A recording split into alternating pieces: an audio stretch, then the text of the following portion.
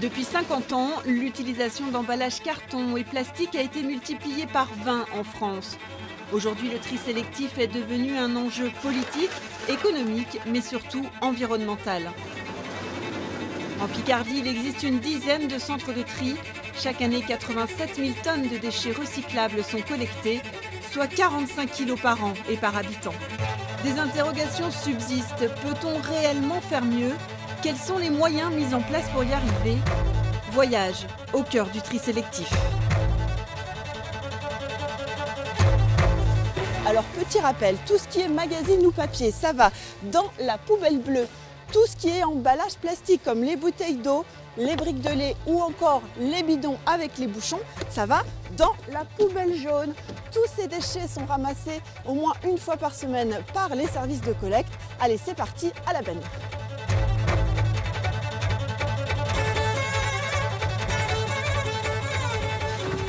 Le tri, un geste quotidien pour 3 Français sur 4.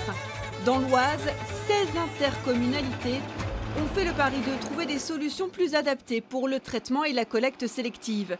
4 quais de transfert ont ainsi été créés et regroupent tous les déchets autour des grandes villes.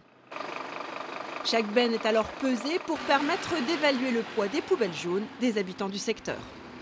Voilà, ici on est arrivé au quai de transfert d'Ormois-Villers. Il en existe 4 comme celui-ci sur le territoire. Alors à quoi ça sert ? Tout simplement à vider l'ensemble des camions bennes qui ont collecté tout au long de la matinée les déchets recyclables. Et ces déchets, on les met dans des caissons jaunes comme celui-ci derrière moi. Une benne contient environ 4 tonnes de déchets recyclables. Chaque jour, ce sont des dizaines de caissons comme celui-ci qui sont acheminés par train depuis les quais de transfert jusqu'au centre de tri de Villers-Saint-Paul. On a mis en place ce dispositif de transfert pour éviter la circulation des camions sur les routes pour aller depuis le lieu de collecte des déchets jusqu'au centre de traitement de Villers-Saint-Paul. Donc on économise à peu près, on a calculé 78 camions par jour. Un dispositif complet qui offre pour chaque déchet une solution de traitement. Le syndicat mixte de la vallée de l'Oise possède un centre capable de trier plus de 30 000 tonnes d'emballages par an. Bouteilles, cartons, boîtes de conserve ou encore canettes, ces montagnes d'ordures vont trouver une seconde vie grâce au tri.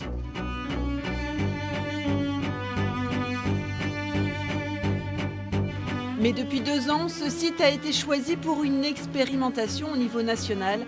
Désormais, les habitants doivent jeter tous les emballages plastiques, sans exception.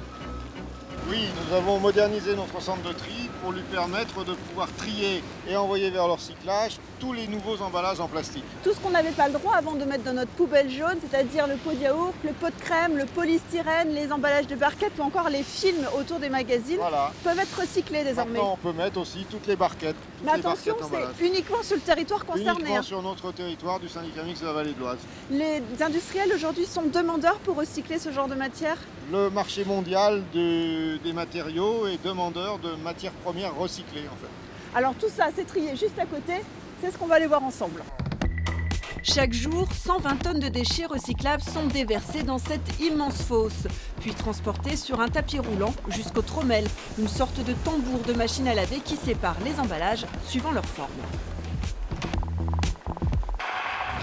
Deuxième opération mécanique pour trier les déchets plats des déchets creux. Par exemple, les papiers partent d'un côté et les bouteilles de l'autre. Pour les canettes en aluminium ou en acier, c'est un aimant qui se charge de l'opération. Intervient ensuite le tri optique pour séparer les déchets suivant leur matière, avec une machine ultra rapide capable d'analyser plus d'une centaine de pièces par minute grâce à ce scanner. L'image va être transmise à un ordinateur qui est le cerveau, qui va analyser et reconnaître la matière et qui va dire ensuite à des bus d'air de souffler plus ou moins la matière, soit en haut, soit en bas, pour faire le tri. Malgré tout, si tout est contenu par exemple dans un sac, il va souffler le sac entier et le tri ne sera pas fait du tout. Petite astuce donc, ne jamais emboîter les emballages de différentes matières. Attention aussi aux erreurs. Les peluches, jouets en plastique, textiles, tuyaux ou encore déchets électroniques n'ont pas leur place dans la poubelle jaune. Le recyclage a donc ses limites et pour faire face à ces erreurs, il faut affiner le tri à la main.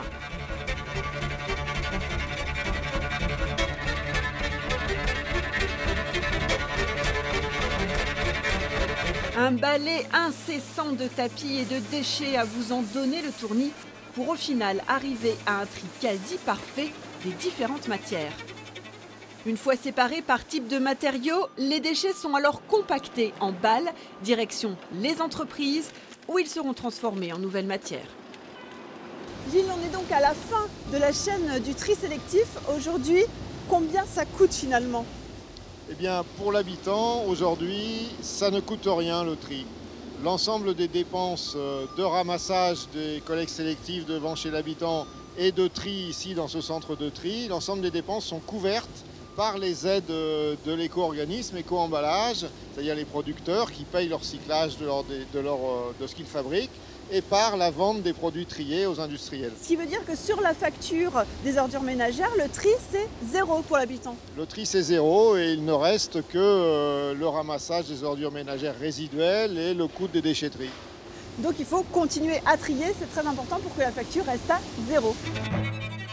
Avec 250 canettes en aluminium, on fabrique un cadre de vélo.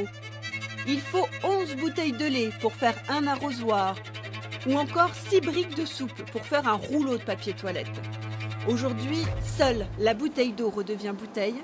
Et pour les nouvelles matières plastiques comme les pots de yaourt ou les barquettes, les phases d'expérimentation sont encore en cours. Cette nouvelle consigne de tri devrait prochainement être étendue à toute la France. Alors quel avenir pour nos emballages? Sommes-nous prêts à trier plus? Tous les déchets seront-ils un jour recyclables? Il reste encore beaucoup d'efforts à faire pour limiter l'impact environnemental des déchets plastiques.